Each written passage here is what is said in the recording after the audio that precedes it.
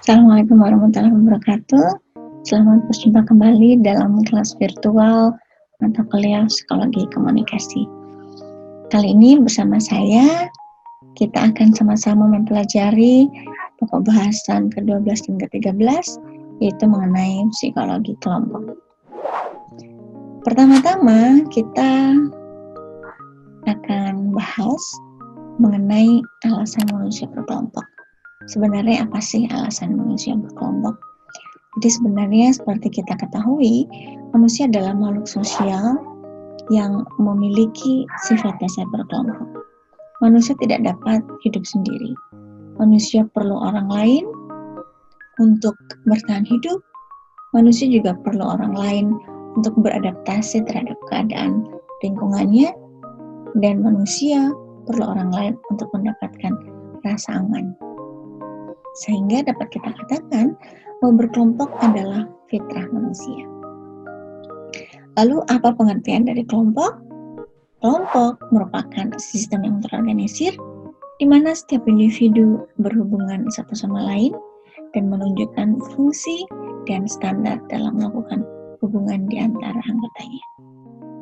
Kelompok juga memiliki norma, yaitu aturan mana yang boleh dilakukan dan mana yang tidak boleh dilakukan oleh anggota kelompok, atau dapat kita katakan norma di sini yaitu yang mengatur fungsi dari kelompok dan anggotanya. Berikutnya, ini adalah kriteria objektif suatu kelompok. Ada 3. Yang pertama, ditandai dengan sering terjadinya interaksi. Interaksi adalah hubungan timbal balik antar individu. Kemudian yang kedua, pihak yang berinteraksi mendefinisikan diri mereka sebagai kelompok, dan pihak yang berinteraksi juga didefinisikan orang lain sebagai anggota kelompok. Sehingga pengakuan sebagai anggota kelompok bukan hanya diakui oleh pihak yang berinteraksi saja, tetapi pihak di luar itu. Nah, berikutnya ini adalah syarat-syarat kelompok sosial menurut Sukanto tahun 1990. Ada 5. Kita akan bahas satu-satu. Yang pertama, setiap anggota kelompok harus sadar bahwa ia merupakan sebagian dari kelompok yang bersangkutan. Jadi, ada kesadaran dalam diri mereka sebagai anggota kelompok. Kemudian yang kedua, ada hubungan timbal balik antara anggota yang satu dengan anggota yang lain. Jadi, Sukanto juga mengatakan bahwa ada interaksi dalam kelompok sebagai syarat-syarat kelompok. Kemudian yang berikutnya, ada faktor yang dimiliki bersama. Ada kesamaan. Bisa saja kesamaan itu adalah nasib bersama, ideologi atau pandangan yang sama, dan lain-lain. Berikutnya, menurut Sukanto, syarat kelompok sosial adalah berstruktur dan berkaidah. Berstruktur dalam arti bahwa struktur ini menggambarkan peran serta fungsi setiap anggota kelompok. Sementara berkaidah, ini merupakan pengertian bahwa kelompok memiliki aturan dan norma yang wajib diikuti oleh seluruh anggota kelompoknya. Menurut Sukanto, kelompok juga memiliki pola perilaku tertentu, yang ini bisa jadi didasari oleh norma tadi. Kemudian yang terakhir, syarat kelompok sosial menurut Sukanto adalah bersistem dan proses. Jadi, kelompok itu tidak lahir dengan sendirinya, tidak lahir begitu saja. Akan tetapi dia hadir, terbentuk dalam jangka waktu tertentu. Dia pun mengalami proses. Berikutnya adalah ciri-ciri kelompok sosial menurut Sherif.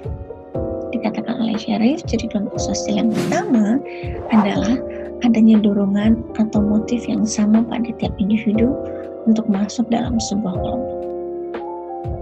Dorongan ini bisa jadi kemudian menjadi tujuan dari kelompok, tujuan bersama. Kemudian yang kedua, adanya reaksi dan kecakapan yang berbeda di antara individu.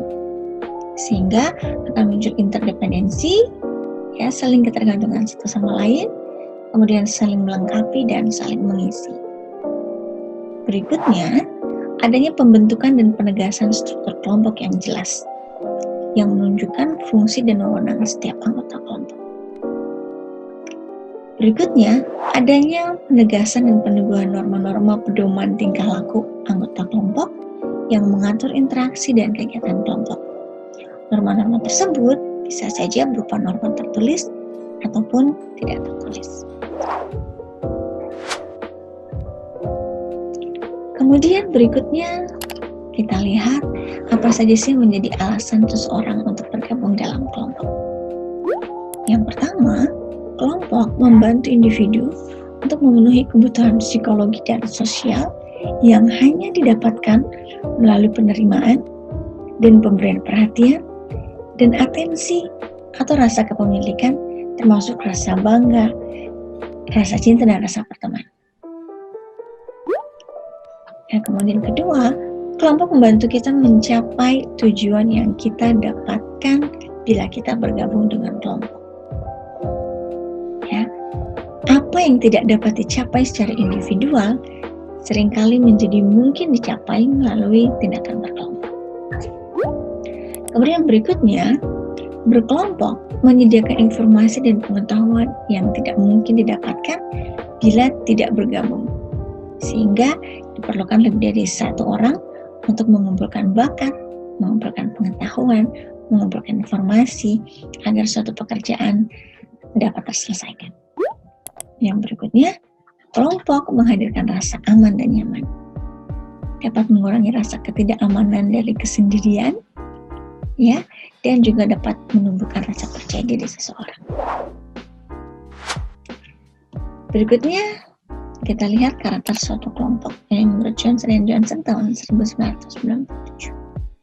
Yang pertama, dikatakan yaitu menetapkan secara jelas, relevan dan operasional tugas-tugas kelompok sehingga dapat membangun interdependensi dan komitmen anggota.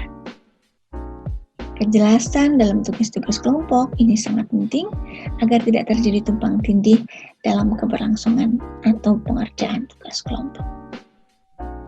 Yang kedua, memelihara komunikasi dua arah antar sesama anggota. Komunikasi dua arah ini memungkinkan adanya timbal balik agar terjadi saling pengertian antara anggota kelompok.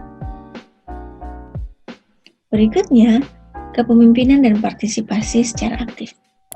Kedua hal ini tentu saja penting bagi keberlangsungan hidup berkelompok. Ada kepemimpinan dan partisipasi dari anggota. Berikutnya, adanya distribusi kekuasaan secara fungsi pada setiap anggota sesuai dengan struktur yang ada, agar semua anggota kelompok dapat menjalankan perannya sesuai dengan kewenangan masing-masing. Berikutnya, membuat prosedur pengambilan keputusan. Prosedur pengambilan keputusan yang tepat tentu saja akan berdampak bagi keberadaan kelompok, bagi eksistensi kelompok. Bagaimana pengambilan keputusan tersebut dapat dijalankan sesuai dengan tahapan yang seharusnya berlaku dalam kelompok.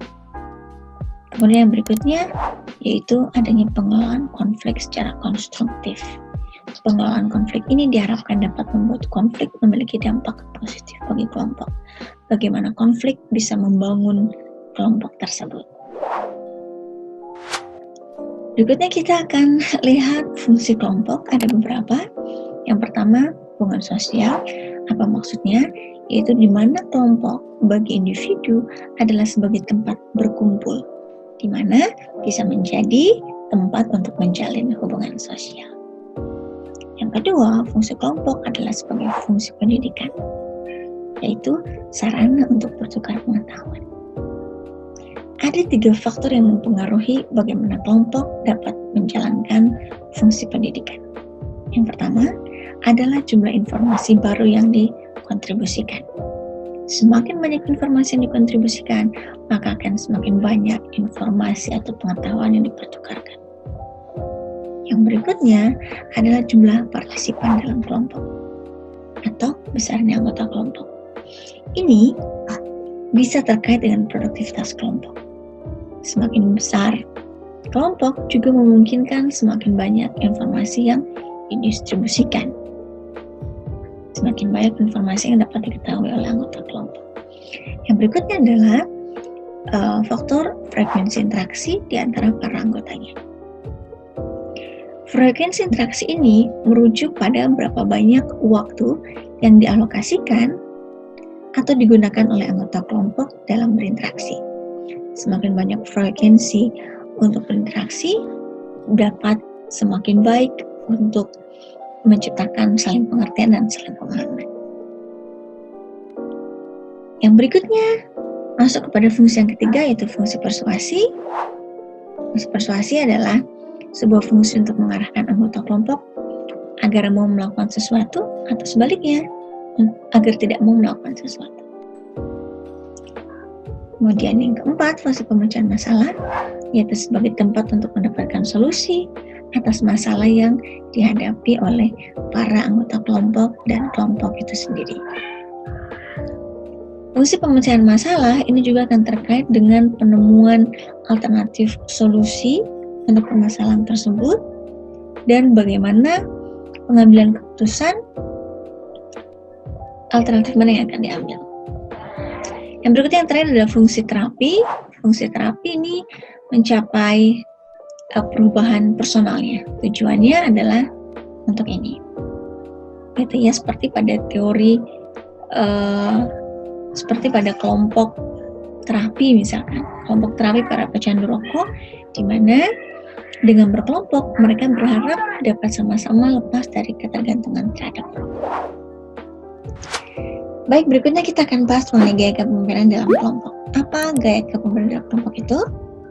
Yaitu tingkat atau derajat pengendalian yang digunakan seorang pemimpin dan sikapnya terhadap para anggota kelompok itu.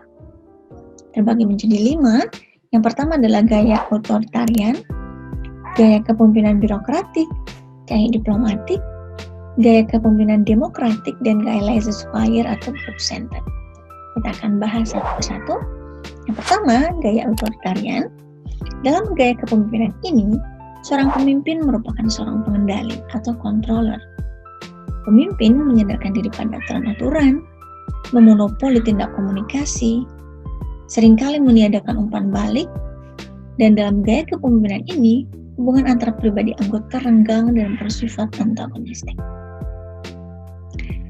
Kemudian yang kedua, gaya kepemimpinan birokratik.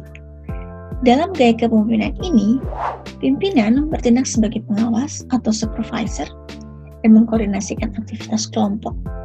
Pedomannya adalah organisasi, memandang hubungan sosial sebagai hal yang tidak dikehendaki, seringkali berkomunikasi melalui saluran tertulis secara resmi, tetapi di bawah gaya kepemimpinan birokratik ini, sebuah kelompok dipercaya dapat berjalan dengan lebih produktif. Yang ketiga, gaya diplomatik. Dalam gaya kepemimpinan ini, pemimpin terbuka dengan adanya saran dan umpan balik yang demokratis dari anggota kelompoknya. Gaya kepemimpinan diplomatik ini membuat pemimpin cenderung sedikit menggunakan kontrol dan lebih luwes dibandingkan gaya otoritarian. Kemudian juga terbuka dengan adanya saran dan umpan balik yang demokratis. Lalu yang keempat, gaya kepemimpinan demokratik. Pemimpin mengharapkan seluruh anggotanya untuk berbagi tanggung jawab dan mampu mengembangkan potensi kepemimpinan yang dimilikinya.